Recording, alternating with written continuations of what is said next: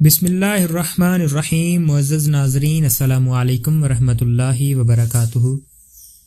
حضرت مفتی رشید احمد صاحب رحمۃ اللہ علیہ نے ایک واقعہ سنایا کہ دارالافتاء کے عقب میں اوپر کی منزل والے روزانہ دارالافتاء کے اندر کوڑا پھینک دیا کرتے تھے.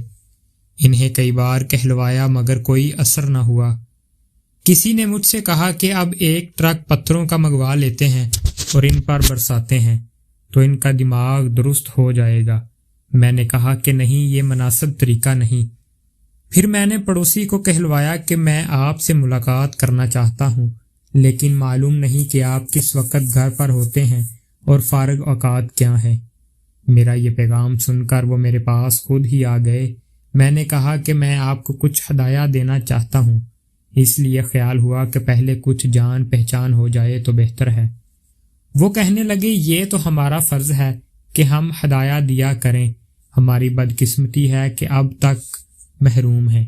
میں نے کوڑے کے ڈھیر کی طرف اشارہ کر کے کہا کہ نہیں، آپ کے ہاں سے تو بہت وافر مقدار میں ہدایہ آیا رہتے ہیں، ٹوکروں کے ٹوکرے. اس لیے تو خیال ہوا کہ مجھے بھی احسان کا بدلہ دے دینا چاہیے. جب آپ کے ہاں سے اس قدر ہدایہ آتے رہتے ہیں تو مجھے بھی تو کچھ دینا چاہیے. وہ بہت نادم ہوئے اور اس کے بعد ان کے گھر سے کوڑا آنا بند ہو گیا.